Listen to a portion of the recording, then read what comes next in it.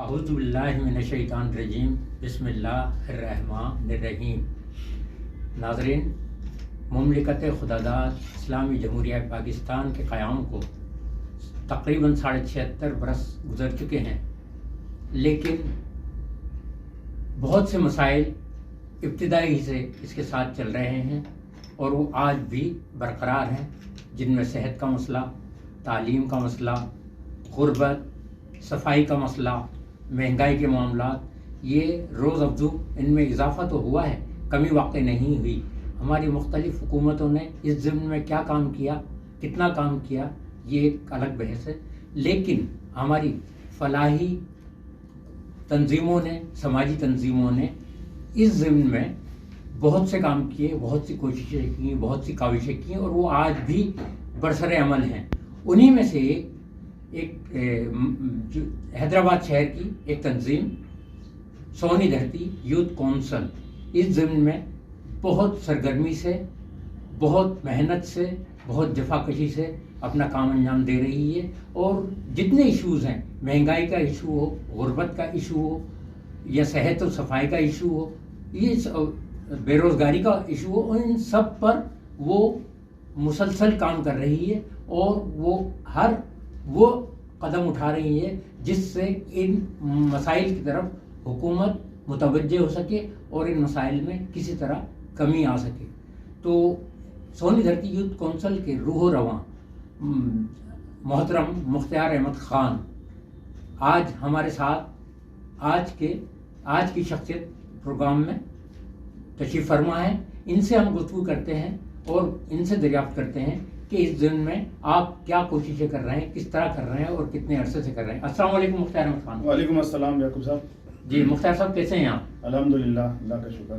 مختار صاحب، آج ہم آپ سے اس سلسلے میں بات کرنا چاہتے ہیں کہ آپ کی سونی دھرتی یوتھ کونسل ایک فعال تنظیم ہے، اور اس کے کام اظہر من الشمس ہیں، یعنی سب پر عیاں ہیں، سب جانتے ہیں کہ آپ شب و روز اس کے لیے، اس کے وساطت سے کام کر رہے ہیں، مختلف سماجی مسائل کے حوالے سے، عوامی مسائل کے حوالے سے۔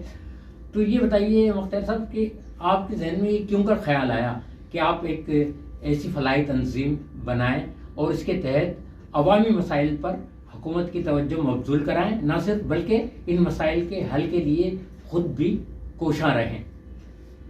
یعقوب صاحب، سونی دھرتی یوتھ کونسل کراچی بیس تنظیم ہے جو کہ 1978 میں رجسٹرڈ ہوئی۔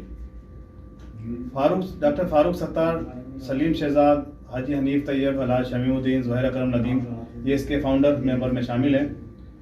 1978 میں اے پی ایم ایس او یا ایم کیو ایم بھی نہیں بنی تھی، تو کراچی کے لوگوں کو ایک ایسی تنظیم چاہیے تھی جس سے وہ عوام کی خدمت کر سکیں۔ تو انہوں نے پھر سید عادل ابراہیم، جو اس کے مرکزی چیئرمین بھی تھے اور بانی بھی تھے، انہوں نے یہ تنظیم بنائی 1978 میں۔ میں گزشتہ تقریباً 30 سال سے زیادہ عرصہ مجھے ہو گیا، میں سونی دھرتی یوتھ کونسل کا حصہ ہوں، اور یہ تنظیم پورے سندھ میں رجسٹرڈ ہے، اور الحمدللہ ہم پورے سندھ میں کام کر رہے ہیں۔ میری عمر کا آدھے سے زیادہ حصہ آپ سمجھیں کہ سوشل لائف میں اور سونی دھرتی میں لگ گیا۔ تو شروع سے ہی میرا مائنڈ انسانیت کی خدمت کی طرف مائل تھا، تو میں ایک تنظیم سے وابستہ ہو گیا، اور 32 سالوں میں لوگ آتے گئے جاتے گئے، لیکن میں اپنی جگہ پہ کھڑا رہا۔ تو الحمدللہ آج سونی دھرتی یوتھ کونسل پاکستان میں تو کیا پوری دنیا میں اپنے نام سے جانی اور پہچانی جاتی ہے۔ مختار صاحب، جیسا کہ آپ نے بتایا کہ سونی دھرتی یوتھ کونسل کے فاؤنڈر میں تو بڑی بڑی شخصیات کے نام شامل ہیں، تو کیا وقت گزرنے کے ساتھ ساتھ یہ لوگ سونی دھرتی یوتھ کونسل کا ساتھ چھوڑ گئے، یا اب بھی ان کی کسی نہ کسی حوالے سے وابستگی برقرار ہے؟ ڈاکٹر فاروق ستار صاحب آج بھی سونی دھرتی یوتھ کونسل کو اون کرتے ہیں الحمدللہ، اور وہ ہمارے اس کاموں میں حصہ بھی لیتے ہیں۔ اس کے ساتھ ساتھ حاجی حنیف طیب صاحب بھی ہماری مدد کرتے ہیں اور اس کو اون بھی کرتے ہیں۔ باقی حضرات تھے، ان کا انتقال ہو گیا۔ ہمارے جو اس کے بانی تھے عادل ابراہیم صاحب، ان کا بھی 2 سال پہلے انتقال ہو گیا۔ اچھا مختار صاحب، یہ بتائیے گا کہ اس کا ہیڈ آفس حیدرآباد میں ہی ہے یا کہ کراچی میں ہے؟ جناب، اس کا ہیڈ آفس پہلے تو طارق روڈ کراچی میں رہا پچھلے 40 سال تک، اب تقریباً 3 سال پہلے اس کو حیدرآباد میں ہم نے شفٹ کیا ہے، کیونکہ ہم پورا سندھ دیکھ رہے ہیں تو کراچی دور پڑتا تھا، اس وجہ سے ہم نے اس کو حیدرآباد شفٹ کیا۔ اچھا، تو اس وقت اس کو آپ ہی ہیڈ کر رہے ہیں؟ جی ہاں، میں اس کا چیئرمین ہوں اور ایک ہماری پوری باڈی بنی ہوئی ہے، ایک ایگزیکٹو کمیٹی بنی ہوئی ہے، اور جس طرح سے قانون کے مطابق یہ ہو رہا ہے تو ہر سال یہ رینیو بھی ہوتی ہے، 1978 سے لے کر اور آج تک یہ رینیو ہے۔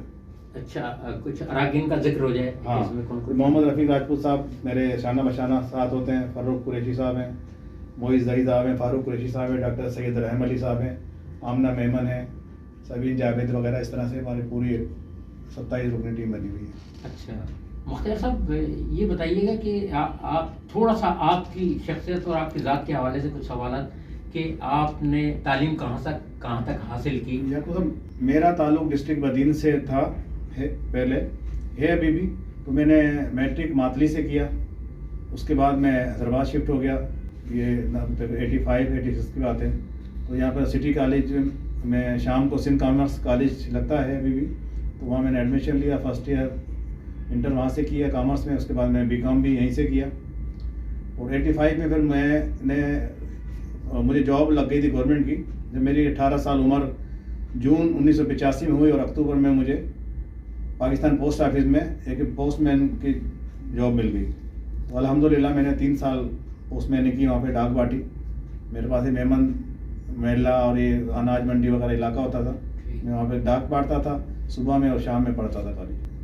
پھر آپ کے ذہن میں یہ خیال کیسے آیا کہ لوگوں کے مسائل حل کیے جائیں یا ان مسائل کی جانب حکومتی توجہ مبذول کرائی جائے اور اس میں ایک فعال کردار ادا کیا جائے، یہ آپ کے ذہن میں کیوں کر خیال آیا؟ کوئی ایسا واقعہ، کوئی ایسا سبب کہ کیوں کر سوچا آپ؟ شروع سے مجھے اخبار بینی کا اور اخبار جہاں پڑھنے کا شوق تھا، تو اس میں مختلف چیزیں دیکھتا رہتا تھا، کس طرح سے لوگوں کی خدمت ہو رہی ہے، کس طرح سے ہو رہا ہے، عبدالستار ایدھی صاحب کے کام دیکھتا رہتا تھا، پھر یہ سونی دھرتی یوتھ کونسل کی کافی تشہیر آتی تھی اس میں اخبار جہاں میں، تو میں نے 1987 میں ان سے رابطہ کیا کہ بھائی ہم حیدرآباد میں بھی آپ سے مل کام کرنا چاہتے ہیں، تو 1987 میں ہوٹل سٹی گیٹ حیدرآباد نیا بنا تھا، تو وہاں پر ایک میٹنگ ہوئی، کراچی سے لوگ آئے، کچھ ہم حیدرآباد کے لوگ تھے، تب سے میں اس کارواں میں شروع ہوں۔ جی اچھا، ایک بات بتائیے گا کہ آپ نے یہ سونی دھرتی یوتھ کونسل کو رن کرتے ہوئے بڑی بڑی شخصیات سے بھی آپ کی ملاقاتیں ہوتی ہیں،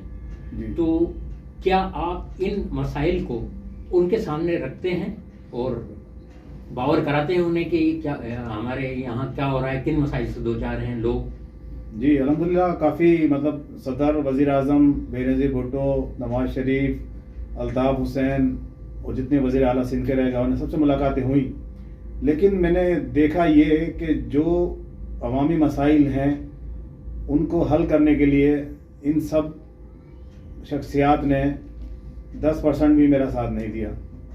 عوامی مسائل یا سوشل جو لوگوں کے مسائل حل کرنے کے لیے مجھے میرے خاص ایسے دوست احباب ہیں یا کوئی ایسی کاروباری شخصیات ہیں، انہوں نے میرا ساتھ دیا۔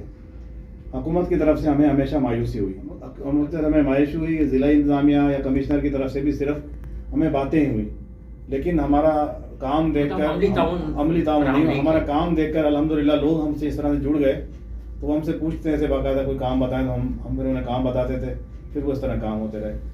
اچھا مختار صاحب، آپ کی اس ضمن میں عوامی مسائل کے ہی تعلق سے بڑی سخت پوسٹیں بھی سامنے آتی ہیں، آپ چاہے وہ مہنگائی کا معاملہ ہو یا دیگر معاملات ہو، انتظامی معاملات ہوں شہر کے، تو اس میں ان کا رد عمل کس طریقے سے سامنے آتا ہے متعلقہ حکام کا؟ بعض مرتبہ تو مجھے دھمکیاں بھی ملتی ہیں، اور اس کے بعد پھر مجھے فون آتے ہیں کہ بھائی آپ کا کوئی مسئلہ ہو تو آپ بتا دیں، ہم حل کر دیتے ہیں، آپ کا کوئی کام ہو تو بتا دیں، ہم حل کر دیتے ہیں۔ بعض مراد یہ کہ وہ خاموش کرنا چاہتے ہیں، خاموش کرنا ہے۔ بعض یہ جیسے دودھ والوں کی یا کسی کے خلاف کرتا ہوں تو مجھے آفریں آ جاتی ہیں کہ آپ 5 لاکھ لے لیں یا خاموش ہو جائیں، یا کسی اسپتال کے خلاف میں نے لگائی تو وہاں سے کوئی بندے آ جاتے ہیں تو بھائی آپ یہ لے لیں خاموش ہو جائیں، یہ لے لیں خاموش ہو جائیں۔ تو الحمدللہ مجھے 30-32 سال ہو گئے، کوئی آدمی یہ نہیں کہہ سکتا کہ ہم نے 10 روپے مختار نے ہم سے اس بنا پر مانگے۔ میں کہتا ہوں عوامی مسئلہ ہے، میں نے ڈال دیا فیس بک پہ، آپ اس کو حل کر دیں، جی میرا تو کوئی اس میں وہ نہیں ہے۔ اچھا مختار صاحب، ہم نے دیکھا کہ آپ جو ہے گاہے بگاہے لوگوں کی امداد کے لیے بھی جو ہے مختلف اشیاء کی تقسیم کا اہتمام بھی کرتے ہیں، تو اس سلسلے میں اس تعلق سے میں یہ جاننا چاہوں گا کہ اس کا ارینجمنٹ آپ کیسے کرتے ہیں؟ آپ یہ چیزوں کی فراہمی کے لیے کن کا تعاون آپ کو درکار ہوتا ہے اور کون آپ کے ساتھ تعاون کرتے ہیں؟ یعقوب صاحب جیسے آپ دیکھ رہے ہیں شخص سردی پڑ رہی ہے، ہر سال ہمارا سردیوں میں لحاف رضائیاں کمبل تقسیم کرنے کا ایک پروجیکٹ ہوتا ہے، اور اس کے علاوہ ہم پرائمری اسکولوں میں بچوں جو سرکاری پرائمری اسکول ہیں تو بچوں کو جوتے اور موزے اور ان کو اسکول بیگ دیتے ہیں. اب ہوتا یہ کہ میرا ایک گروپ بنا ہوا ہے ایسے احباب کا جن کو یہ میرے پاس یہ چیزیں آتی تو میں ان سب کو رات کو جیسے میں نے 50 بندوں کو واٹس اپ کیا تو صبح 10 کا میرے پاس آ جاتا ہے مختار صاحب کیا کرنا ہے مجھے، تو میں کسی کے بھی آپ 10 رضائیاں دے دیں، کوئی 100 رضائی دے دے، کوئی 50 رضائی دے دے، یا کوئی 2 جوتے دلا دے. اس کا مطلب ہے کہ یہ مختلف ادارے جو ہیں پرائیویٹ شخصیات ہاں وہ آپ سے جو ہے نا مطلب تعاون کے ضمن میں آگے ہوتے ہیں. تو پھر آپ کو پتا ہے کہ جب اللہ کی راہ میں آپ نکلتے ہو اللہ تعالیٰ کو خود مدد کرتا ہے.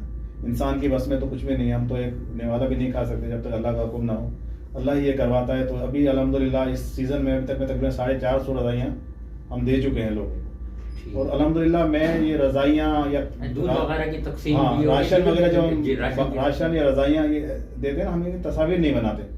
ہمارے پاس مستحق لوگ آتے ہیں، فون آتے ہیں، یا ہمیں پتہ چلتا ہے کہ بھائی آپ کے علاقے میں اتنے ہم کو دیتے ہیں، یہ جا کے ان کو دے دو گھر پہ، تو تاکہ کسی کی عزت کا بھی وہ مسئلہ نہ ہو. ہاں ہو رہی ہے کہ کسی کا کام. اچھا مختار صاحب، ہم نے دیکھا کہ ماہ رمضان میں بھی آپ بڑے زبردست اہتمام کرتے ہیں افطار پارٹی کا مختلف شہریہ مختلف چوراہوں پر چوکوں پر، تو اس ضمن میں آپ کیا انڈیویجولی ایسا کرتے ہیں انڈیپینڈنٹلی، یا یہ کہ اس ضمن میں بھی آپ سے تعاون کے لیے کچھ لوگ آگے بڑھتے ہیں؟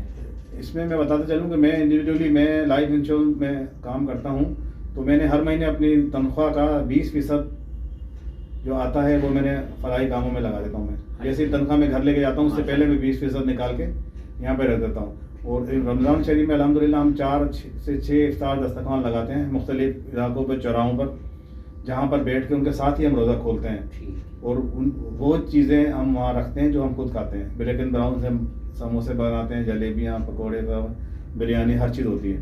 تو اس میں 1000-1500 بندے روزہ کھولتے ہیں، اور الحمدللہ اس میں ہم عید کے 100 جوڑے خواتین کے، 100 بچوں کے، 100 مردوں کے، وہ بھی ہم لوگوں کو دیتے ہیں اللہ کے حکم سے. اچھا مختار صاحب، اس میں کوئی اقربا پروری وغیرہ کا عنصر تو شامل نہیں ہو جاتا؟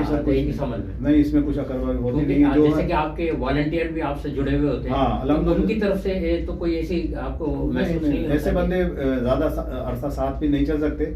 جو آتا ہے ہمارے پاس اور ہم الحمدللہ جس طرح سے اسی طرح سے خرچ ہو جاتا ہے اسی طرح سے وہ بانٹ دیتے ہیں. ہم نے جو بھی کیمپ لگایا یا جو بھی لگایا ہم وہاں سے اٹھتے ہیں، خالی ہاتھ اٹھ کے وہاں سے جاتے ہیں، جو بھی اللہ کے آرام میں آ کر دے دیتے ہیں. اچھا مختار صاحب، آپ اکثر و بیشتر یوں بھی ہوتا ہے کہ بعض ایشوز پر آپ مظاہرہ بھی کرتے ہیں جی، تو اس مظاہرے کی مد میں آپ کے ساتھ مختلف طبقات آپ کو ساتھ دینے کے لیے آگے بڑھتے ہیں؟ الحمدللہ حیدرآباد شہر کے تمام سیاسی، سماجی، کاروباری، مذہبی جتنے بھی لوگ ہیں، اگر ہمیں کوئی کال دوں تو وہ ہمارے ساتھ آ کے کھڑے ہو جاتے ہیں. تو ہم عوامی مسائل پہ بات کرتے ہیں. میں بات کرتا ہوں بجلی مہنگی ہے، غریب پریشان ہے، گیس مہنگا ہے، غریب پریشان ہے، دودھ مہنگا ہے، غریب پریشان ہے. اس لیے جو بھی ڈی سی صاحبان آتے ہیں مجھ سے ناراض رہتے ہیں، کیونکہ میں بات ان کے خلاف کرتا ہوں. وہ کہتے ہیں کہ ہمارے ساتھ بیٹھو، ہمارے ساتھ. اگر میں ان کے ساتھ بیٹھ گیا تو پھر میں عوام کی بات ہی نہیں کر سکتا. تو میری پوری کوشش ہوتی ہے میں کچھ نہ بھی کر سکوں، میں آواز تو اٹھاؤں نا، لوگوں کو بتا تو سکوں نا کہ بھائی یہ ظلم ہو رہا ہے، کب تک، کون اس کو ذمہ دار ہے. ابھی آپ دیکھیں اتنی شدید مہنگائی ہے، چاول کی قیمتیں کم ہو گئی ہیں، چینی کی قیمتیں کم ہو گئی ہیں، لیکن ہمارے شہر میں نہیں ہو رہی کم. میں نے ابھی ڈی سی کو بھی لکھا ہے، کمشنر کو بھی لکھا ہے، چیف سیکرٹری کو بھی لکھا ہے، اور میں یہی برا لگتا ہوں کہ آواز نہ اٹھائیں. یہ باقاعدہ کسی کال کے ذریعے ریسپونڈ کرتے ہیں آپ؟ میں باقاعدہ فیس بک پہ ڈالتا ہوں، اس پہ ریسپانس ہوتا ہے، پھر میں پرسنل ان کے نمبر پہ واٹس ایپ کرتا ہوں تو وہ بیچارے آ جاتے ہیں. آپ نے دیکھا ہوگا الحمدللہ ایک ایسا احتجاج ہو جاتا ہے کہ جو سننے کے قابل ہوتا ہے. وہ افیکٹو تو ہوتا ہے، کوئی شبہ نہیں. لوگ کہتے ہیں بولنے سے کچھ نہیں ہوتا. میں کہتا ہوں جب تک بچہ روتا نہیں ہے ماں دودھ بھی نہیں پلاتی ہے، تو آپ تھوڑا آواز تو اٹھاؤ، مسائل تو حل ہوں گے. اچھا مختار صاحب، آپ نے اس طرح سوچا، ظاہر ہے آپ کی تنظیم ایک افیکٹو، ایک فعال تنظیم ہے اور اس کی اچھی خاصی شناخت بھی ہے، تو کیا کبھی آپ نے اس طرح سوچا کہ آپ اپنی آواز کو جو ایک منتخب لیڈر کے طور پر، چاہے وہ بلدیاتی سطح کا لیڈر ہو یا صوبائی سطح کا ہو یا نیشنل لیول کا ہو، کیا اس سطح پر جا کر آپ اپنی اس آواز کو اٹھائیں گے؟ مجھے 2018 میں بھی اور اب بھی 2 یا 3 تنظیموں کی جانب سے MPA کی آفر بھی ہوئی، لیکن میں نے قبول نہیں کی. مگر جو ہمارے یہاں صورت حال ہے نا وہ اس قابل نہیں ہے کہ ہم جیسا بندہ وہاں جا کر MNA MPA بنے، پھر ان کی تابع داری کرے، پھر عوام کے حقوق کی بات نہ کرے وہاں پر، تو پھر بیٹھنا فضول ہے. میں سمجھتا ہوں میں اکیلا بھی اگر چوک پہ کھڑا ہو کے مظاہرہ کروں گا تو 10 بندے میری بات سنیں گے ضرور. تو میں نے ان کو منع کر دیا. میں نے کہا میں سوشل آدمی ہوں, سب کے لیے میرے دروازے کھلے میں. آپ نے دیکھا ہوگا ہم محفل میلاد کراتے ہیں وہاں پہ ماشاء اللہ. جی ہاں, جی سندھ بھی آ رہے ہیں, پیپلز پارٹی بھی, جماعت اسلامی بھی, ہم سنی تحریک بھی, کوئی تو ہم لوگ طبقاتی تفریق نہیں ہے. تو اس وجہ سے میں نے دونوں قبول نہیں کی. اچھا مختار صاحب, ذرا نجی زندگی کے حوالے سے بتائیے کہ فیملی کتنے افراد پر مشتمل ہے؟ الحمدللہ میرے 4 بچے ہیں ماشاءاللہ, 2 بیٹیاں 2 بیٹے. اور میری شادی 95 میں ہو گئی تھی. تو میری بیٹے کی بھی شادی میں نے کر دی, بیٹی کی بھی کر دی, نانا بھی بن گئے ہوں, دادا بھی بن گئے الحمدللہ. تو اب جو ہے وہ کتنے بیٹے بتائے آپ نے؟ 2 بیٹے بتائے. 2 بیٹے. وہ ساتھ ہی ہیں, کمبائنڈ ہیں؟ ہاں کمبائنڈ, الحمدللہ کمبائنڈ ہے. ابھی ایک بیٹی فرسٹ ایئر میں ہے اور ایک چھوٹا بیٹا 8ویں کلاس میں. باقی 2 بچوں کی شادی کر دی. بیٹا میرے ساتھ ہی رہتا ہے, ایک پوتی بھی ہے الحمدللہ, 2 نواسے ہیں. اچھا مختار صاحب, ہم نے خاصی سماجی مسائل کے حوالے سے گفتگو کی. اب ذرا ظاہر ہے ہر آدمی تفریح تباہ کے لیے بھی کچھ وقت چاہتا ہے, تو کیا فنون لطیفہ سے کوئی دلچسپی ہے آپ کی؟ ہاں بالکل, ہر آدمی کی ہوتی ہے, آپ کو پتہ ہے. ہاں. اچھا فلم وغیرہ دیکھتے ہیں؟ ہاں بالکل دیکھتے ہیں. اچھا کوئی قابل ذکر فلم جو ذہن میں ایسا نقش چھوڑ گئی ہو کہ آپ کہتے ہیں کہ ہاں اس فلم سے میں نے انڈیا کی سیکھا ہے؟ انڈیا کی فلم دیکھی مقدر کا سکندر, میں نے کئی مرتبہ دیکھی وہ. جی. اس میں دوستی کا جو لازوال رشتہ تھا اس کے اندر, وہ بڑا مجھے اچھا لگا. ہاں بڑا اچھا لگا مجھے. اچھا لٹریچر کی طرف آئیں تو کچھ پڑھا آپ نے کسی کو خاص؟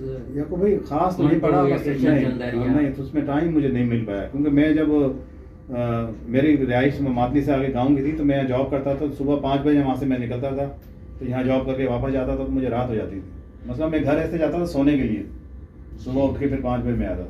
اچھا آپ سونی دھرتی کے تحت آپ نے کوئی خالص شوبز کا پروگرام کیا؟ وہ کہ آپ قومی نوعیت کے پروگرام تو اکثر بیشتر ارینج کرتے ہیں, تو کیا کوئی شوبز کا پروگرام بھی کیا؟ نہیں ایسا نہیں کیا. ابھی میں چاہ رہا تھا, لیکن یہاں پہ جو صورت حال ہے آپ کو پتہ ہے کہ پھر وہ باؤنڈریاں بنی ہوئی ہیں اس کا تو میں خود چاہتا ہوں کہ شوبز کے ہمارے حیدرآباد کے ایسے فنکار ہیں جن کو نیشنل سطح پر, کراچی کی سطح پر لایا جائے تاکہ ان کا فن بھی وہاں پہ لوگوں کو پتہ چلے. کچھ کا اگر تذکرہ ہو جائے تو جس سے ہمارے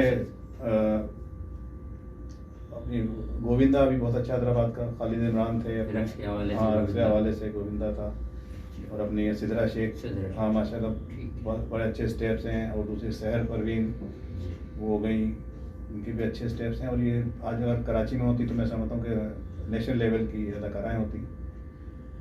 ان کو اتنا حیدرآباد کے لوگوں نے بھی سپورٹ نہیں کیا. میں تو ہمیشہ یہ کہتا رہتا ہوں کہ اپنے لوگوں کی تعریف ان کی زندگی میں کرو, ان کو آگے بڑھاؤ, ان کو خوشیاں دو, آپ بھی خوش ہو گئے, ان کے لیے تالیاں بجاؤ, ان کے لیے کھڑے ہو, ان کے لیے کوئی تحریک چلاؤ.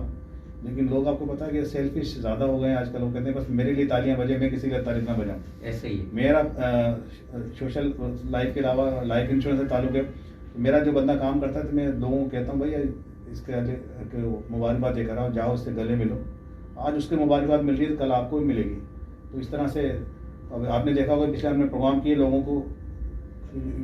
کی محنتوں کو سراہا کہ آپ اچھا کام کر رہے ہیں. مر جاتے ہیں نا, ہاں ہم لوگ مردہ پرست قوم ہے نا, مر گیا تو پھر ہم لمبے تعزیتی ریفرنس کرتے ہیں کہ یہ ایسا تھا ویسا تھا. میں کہتا ہوں مجھے تعزیتی ریفرنس میں الفاظ نہیں ملتے بولنے کے لیے, اور لوگ گھنٹوں کی باتیں کر جاتے ہیں وہاں پہ کہ فلاں ایسا تھا فلاں ایسا تھا. بھائی زندگی میں تو دیکھیں نا آپ کیسا تھا. اگر زندگی میں ان کے ساتھ 2 الفاظ ان کو بول دیں, سائنس کہتی ہے اگر کسی کے کندھے پہ ہاتھ رکھیں نا میں آپ کے ساتھ ہوں, تو اس کو تقریباً 40 بندوں کا سہارا مل جاتا ہے. ہم نہیں کر پاتے ایسا. تو ہمیں سیلفش چھوڑ کے اپنے لوگوں کو آگے بڑھانا ہوگا. جو اچھا کام کر رہے ہیں ان کو آگے بڑھانا ہوگا, سہارا دینا ہوگا, تاکہ وہ جو آگے جائیں گے تو ہماری پہچان ہوگی, ہمیں خوشی ہوگی کہ بھائی ہمارے شہر کے ہیں ہمارے. اچھا مختار صاحب, آپ کی جو تنظیم ہے اس کے نام میں بھی ایک کمٹمنٹ, ایک نظریہ نظر آتا ہے, سونی دھرتی, یعنی وطن کی سرزمین کے تعلق سے اس کو نام دیا, عنوان دیا گیا. تو اور اس پر آپ بڑی سنجیدگی سے کاربند بھی نظر آتے ہیں, اور میں سمجھتا ہوں کہ آئندہ بھی آپ اسی جذبے سے, اسی کمٹمنٹ سے اس کو لے کر آگے چلیں گے. سونی دھرتی یوتھ کونسل کا جب نام رکھا گیا تھا تب بھی لوگ سوچتے تھے, اور آج 40-45 سال ہو رہے ہیں اب بھی لوگ پوچھتے ہیں کہ یار یہ نام کیسا آپ نے رکھا. جی سونی دھرتی, نہ کوئی صوبہ, نہ سندھ, نہ فلاں, نہ کچھ, نہ قومیت, نہ کوئی تنظیم, نہ کوئی مذہب, نہ کچھ. لیکن بڑا وسیع کینوس ہے اسلام. ہم نے کہا بس ہماری یہ تنظیم ہے, اس میں صرف محب وطن سے محبت کرنے والے لوگ ہی شامل ہیں, وہی رہیں اور وہی رہیں گے انشاءاللہ. ناظرین, آج ہم نے سونی دھرتی یوتھ کونسل کے روح رواں مختار احمد خان صاحب سے گفتگو کی. ان کی جو کوششیں ہیں سونی دھرتی کے وساطت سے، ان کوششوں کا ذکر آپ سے شیئر کیا، ان کی کارکردگی کو آپ سے شیئر کیا، کس طریقے سے سونی دھرتی عوامی مسائل کی آواز مختلف ایوانوں تک پہنچا رہی ہے، اور کس طرح مختار احمد خان صاحب اپنی ٹیم کے ساتھ ایک اسٹرگل کر رہے ہیں.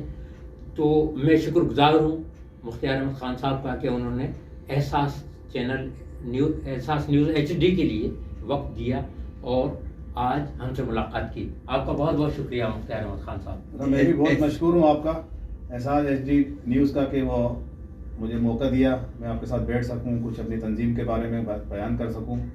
میں ایک بار پھر آپ کا اور آپ کے چینل کا بہت مشکور ہوں کہ آپ نے مجھے موقع دیا. ویلکم.